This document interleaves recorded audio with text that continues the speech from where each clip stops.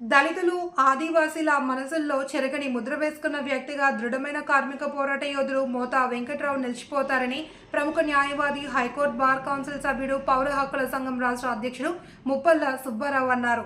అఖిల భారత కార్మిక సంఘాల సమైక్య ఉమ్మడి ఆంధ్రప్రదేశ్ రాష్ట్ర అధ్యక్షులు మోతా వెంకట్రావు 6వ వర్ధంతి సభను ఏపీఆర్సీఎస్, ఏఐఎఫ్టీయు, పీడీఎస్యు, POW అరుణోదయ సాంస్కృతిక సమాఖ్య ఉమ్మడి తూర్పుగోదావరి జిల్లా కమిటీ ఆధ్వర్యంలో ఘనంగా నిర్వహించారు. ఈ సభకు ఏపీఆర్సీఎస్ ఉమ్మడి జిల్లా ప్రధాన కార్యదర్శి బి రమేష్ అధ్యక్షత వహించగా ముప్పల సుబ్బారావు ముఖ్య అతిథిగాను, ఏపీఆర్సీఎస్ రాష్ట్ర ప్రధాన కార్యదర్శి కర్ణాకుల వీరాంజనేయులు ప్రధాన వక్తగా పాల్గొని ప్రసంగించారు.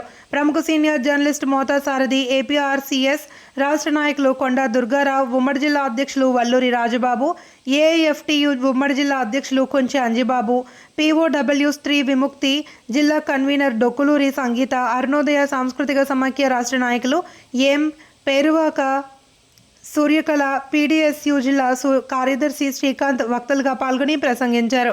కేంద్ర రాష్ట్ర ప్రభుత్వాల ప్రజా వ్యతిరేక విధానాలకు వ్యతిరేకంగా ప్రజలు పోరాడాలి అని, అలా పోరాడినప్పుడే మోతా వెంకట్రావుకి మనం ఇచ్చే నిజమైన నివాళి అన్నారు. ఏపీఆర్సీఎస్ జిల్లా నాయకులు మడికి సత్యం, డి సురేష్, వెల్లె సత్యబాబు, గోలి ముసలయ్య, శ్రీనివాస్, పారిశుధ్య కార్మికుల సమైక్య కన్వీనర్ బొచ్చా యేసు, POW నాయకులు రత్నం తదితరులు పాల్గొని ప్రసంగించారు. ఎందుకంటే ఆయన్ని అనేక సందర్భాలలో నిర్బంధాలు పెట్టినప్పుడు, చిత్రహింసలు పెట్టినప్పుడు, తప్పుడు కేసులు పెట్టినప్పుడు, వేధించినప్పుడు ఆయనకి అండగా ఉన్నాను. ఏదైనా ప్రజా సమస్యలున్నా, కార్మిక సమస్యలున్నా నిత్యం ఏ సమస్యలు అయితే ఉన్నాయో ఆ సమస్యల్ని తనకు సాధ్యం కానప్పుడు నా దగ్గరికి వచ్చి దానికి ఏ విధంగా పరిష్కరించాలని చెప్పేసి తపన పడేటువంటి ఒక పేద ప్రజల తపస్వి మోతా వెంకట్రావు.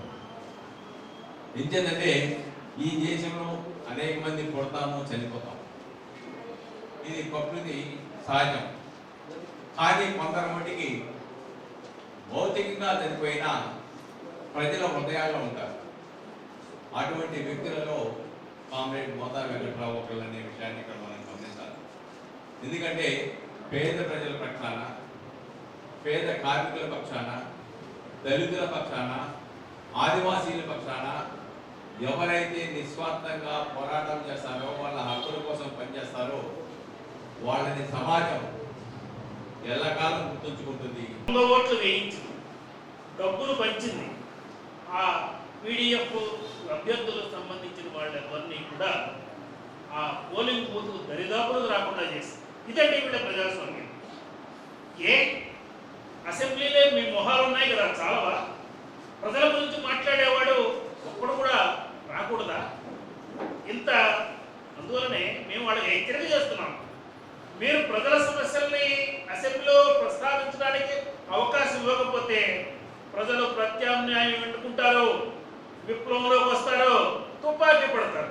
జాగ్రత్త. కాబట్టి ఇలాంటి పద్ధతులు మానేసుకోండి.